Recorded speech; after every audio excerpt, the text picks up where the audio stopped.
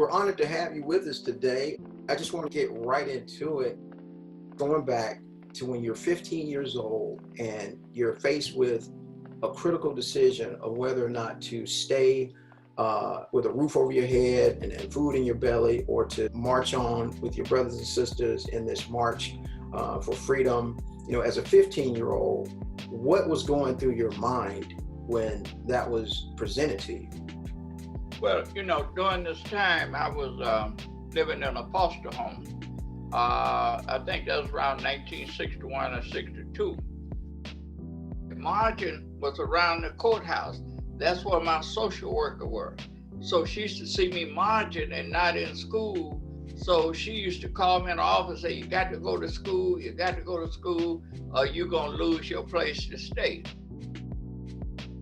My social worker heard that it was gonna be a 50-mile march.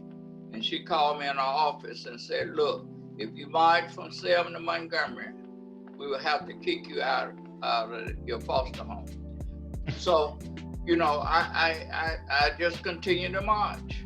She had a job to do, and I explained to her, I understand you got a job to do, but I have a moral obligation to march from Selma to Montgomery. And I remember Dr. King flew in because he was at a meeting in Atlanta. He flew in, and one of the speeches he made, he said, you might not got to Montgomery physical, but spiritual, you got to Montgomery. So you don't have to feel like you're defeated. You got to Montgomery. So that was the first March, Bloody Sunday. I didn't get kicked out of the house that day. But what happened was people all over the world saw how we got beat and trampled upon in Selma, all over the world. So Dr. King put out a call to all over the world.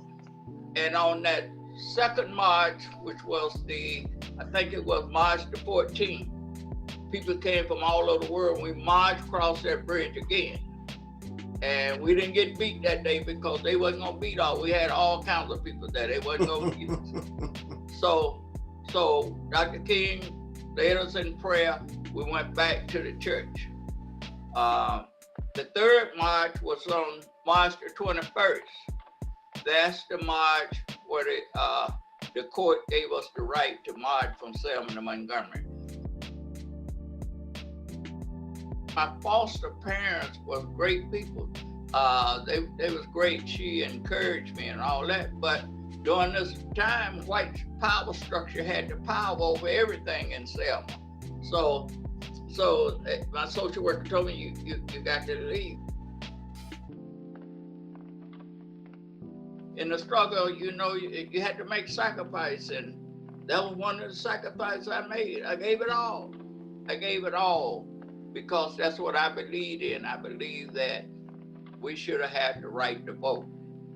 You know, I wouldn't be where I am now if it wasn't for people like Lula Williams, J.T. Johnson, Terry Randolph.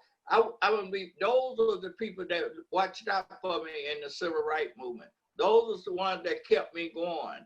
And we got so many that done died for what they believe in. So I don't like to do no talk or anything lest I acknowledge them, because I'm just a little small part.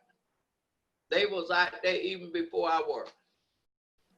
Well, because of what you did, being that small part, and I speak for a writer as well, we did not have to endure the things that, you know, your generation had to endure. And thanks to you and everyone that participated in that fight for freedom, that fight for justice. You know, I don't know what it is to have to go into the back of a restaurant or sit at the back of the bus or drink from a certain fountain.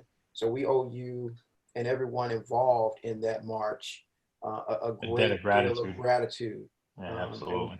From the bottom of my heart, I thank you. And I thank all those that participated with you, and just thank you for having the courage to stand up for what was definitely the right thing to do.